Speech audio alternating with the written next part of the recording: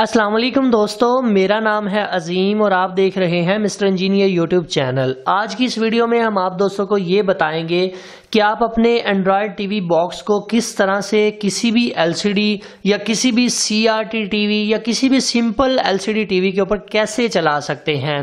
जब से हमने एंड्रॉयड टीवी बॉक्स के ऊपर वीडियो बनाना शुरू की है तो सबसे ज़्यादा सवाल हमें यही पूछा जाता है कि क्या हमें इसे अपने सीआरटी टीवी पे चला सकते हैं, क्या हम इसे सिंपल एलसीडी मॉनिटर के ऊपर चला सकते हैं, क्या ये हमारे टीवी के साथ काम करेगी, इसकी इंस्टॉलेशन कैसे की जाती है। सो आज की इस वीडियो में हमने आपके इन सभी सवालों के जवाब देने हैं। हम आप दोस्तों से यही रिक्वेस्ट करेंगे कि आपने इस वीडियो को लास्ट तक ज़रूर देखना है ताकि आपको इस चीज़ की समझ आ सके, और दूसरा इस वीडियो को लाइक जरूर कर दीजिएगा ताकि हमारी हौसला अफजाई भी हो सके। तो दोस्तों चलिए इस वीडियो को शुरू करते हैं।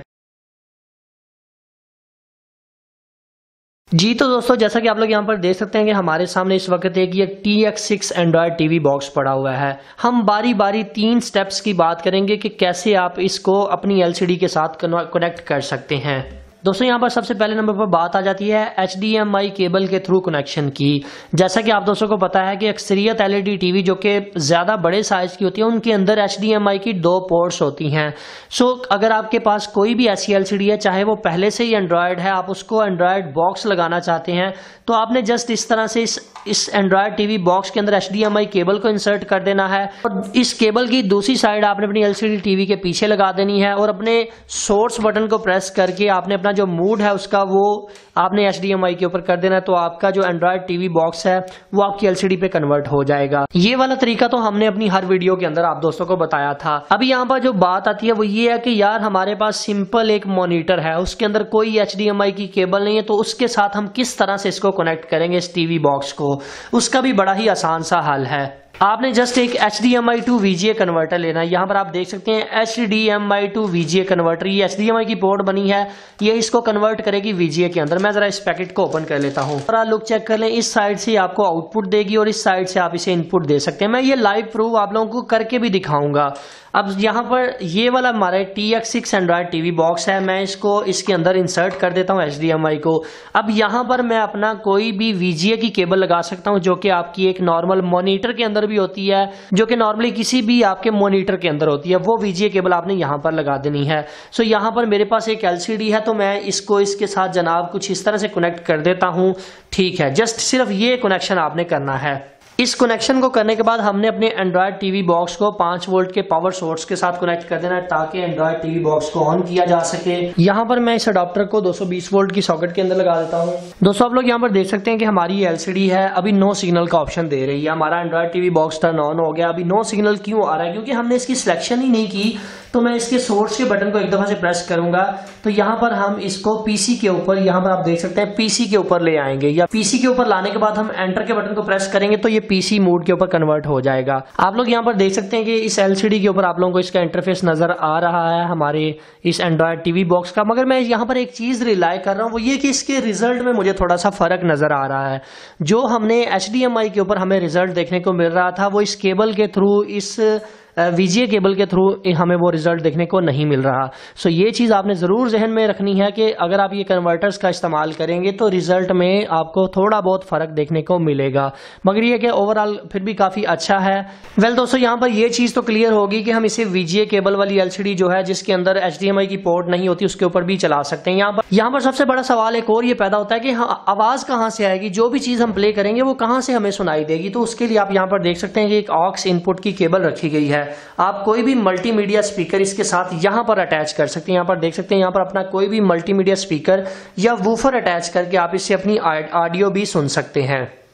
सो इसका मतलब यह है कि इस मसले का हल तो निकल आया कि VGA केबल वाली जो LCD है जिसमें HDMI की पोर्ट नहीं होती उसके ऊपर आप ये कन्वर्टर का इस्तेमाल करके उसे आप कन्वर्ट कर सकते हैं। ये वाले HDMI to VGA कन्वर्टर की प्राइस 500 रुपया है। इजीली मार्केट से मिल जाता है। अगर आपको मार्केट से नहीं मिलता तो मैं लिंक डिस्क्रिप्शन में डाल दूंगा, वहां से जाके आप इसको परचेज कर लीजिएगा। इसके अलावा हमारे पास अच्छी क्वालिटी के एंड्रॉयड टीवी बॉक्स भी होते हैं ओरिजिनल में। तो अगर आप परचेज करना चाहते हैं तो डिस्प्ले के ऊपर जो व्हाट्सएप का नंबर चल रहा है यहाँ पे आप कॉन्टैक्ट करके अच्छी क्वालिटी का एंड्रॉयड टीवी बॉक्स परचेज कर सकते हैं। अभी दोस्तों यहाँ पर बारी आ जाती है कि अगर हमारे पास एक सिंपल CRT टीवी है जिसके अंदर ऑडियो वीडियो केबल्स लगी होती हैं इस तरह की, उसके साथ हम इस बॉक्स को किस तरह से चला सकते हैं। तो जनाब उसके लिए भी हमारे पास एक ऑप्शन मौजूद है जिसे हम कहते हैं HDMI to AV कन्वर्टर।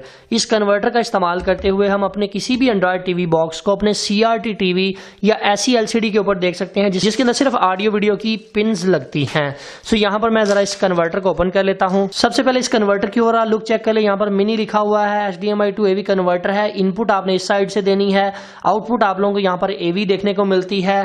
इसके अलावा यहाँ पर NTFS और PAL है, USB पावर के लिए यहाँ पर ऑप्शन दी गई है। तो यहाँ पर अब मैं ये चाहता हूँ कि मेरे CRT टीवी के साथ मैं इस बॉक्स को इंस्टॉल करूँ, तो मैं ये करूंगा कि इसकी HDMI केबल को जो कि बॉक्स के साथ आप लोगों को देखने को मिलती है इसको ओपन कर लूंगा। एक साइड मैं इस कन्वर्टर के अंदर लगा दूंगा इसकी, ठीक है, जबकि दूसरी साइड मैं अपने एंड्रॉयड टीवी बॉक्स के अंदर लगा दूंगा। ठीक है, ये प्रोसेस हमने कंप्लीट कर लिया कि जो HDMI केबल निकली थी एक साइड हमने इनपुट के अंदर लगा दी और दूसरी साइड हमने यहाँ से एंड्रॉयड टीवी बॉक्स में लगा दी। अब यहाँ पर हम ये AV वाली केबल्स का इस्तेमाल करेंगे। AV की केबल्स को लगाना भी आसान है, सिर्फ कलर्स कॉम्बिनेशन को आपको फॉलो करना है।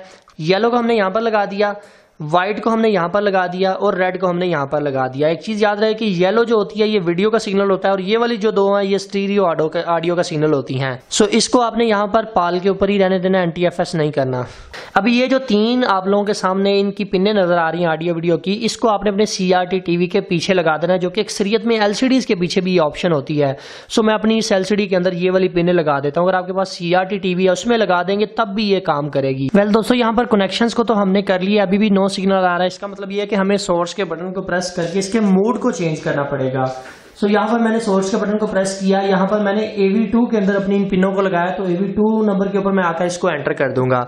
यहाँ पर आप देख सकते हैं कि हमारे एंड्रॉयड टीवी बॉक्स का डिस्प्ले इसके ऊपर आ चुका है, मगर ये क्या, मुझे इसके अंदर थोड़ा सा शोर सुनाई दे रहा है कि इसके अंदर से थोड़ा सा मुझे शोर की आवाज सुनाई दे रही है और डिस्प्ले भी थोड़ा सा ब्लर नजर आ रहा है, मतलब बिल्कुल एक्यूरेट नहीं है।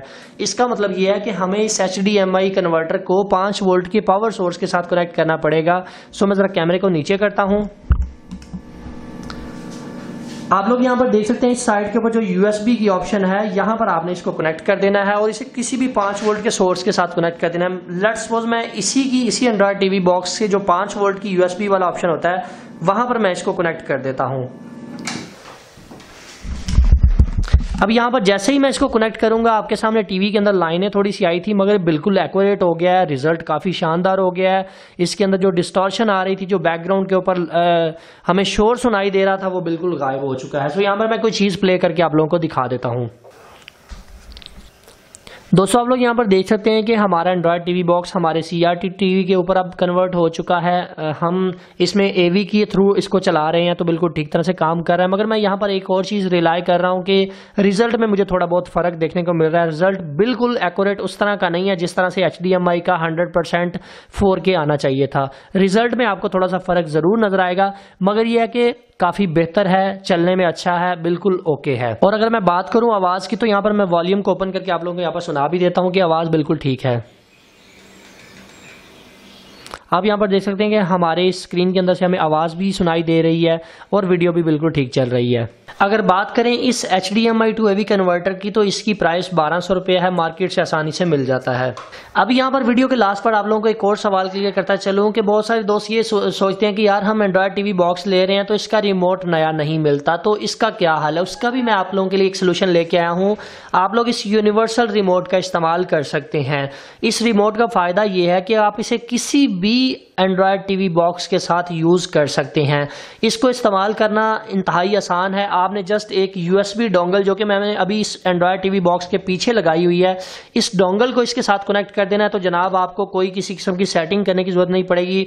डायरेक्ट आपने बटन प्रेस करने हैं तो आपका एंड्रॉयड बॉक्स के साथ ये ऑटोमेटिकली लिंक हो जाएगा, कोई किसी किस्म की सेटिंग नहीं करनी पड़ेगी। यहाँ पर आप लोगों को इंडिकेशन LED भी देखने को मिल रही है। सो इसे हम यूनिवर्सल रिमोट का नाम देते हैं। यूनिवर्सल रिमोट है, काफ़ी अच्छा काम करता है, इसकी रेंज भी काफ़ी अच्छी है। अगर आपके टीवी बॉक्स का रिमोट ख़राब भी हो जाता है, कहीं से नहीं मिलता, तो आप इस यूनिवर्सल रिमोट का भी इस्तेमाल कर सकते हैं। इसके अलावा यहाँ पर एक एयर माउस आप लोगों को नजर आ रहा है। इस एयर माउस को भी मैं जरा ओपन कर लेता हूँ। ये बेसिकली एक रिचार्जेबल एयर माउस है। इसका सबसे बड़ा फ़ायदा ये है कि आप इसको इस्तेमाल करके एज ए वायरलेस इस अपने माउस को कंट्रोल कर सकते हैं। मैं इसका डीमो भी आप लोगों को दिखाई देता हूं। दोस्तों आप लोग यहाँ पर देख सकते हैं कि हमने इसको इसके साथ कनेक्ट कर दिया। मैं जिस साइड के ऊपर अपने माउस को लेके जाता हूँ उस साइड के ऊपर हमारा जो एरो का निशान है वो चला जाता है। आप यहाँ पर देख भी सकते हैं। मिसाल के तौर पर यहाँ पर मैं इसकी सेटिंग को ओपन कर लेता हूँ।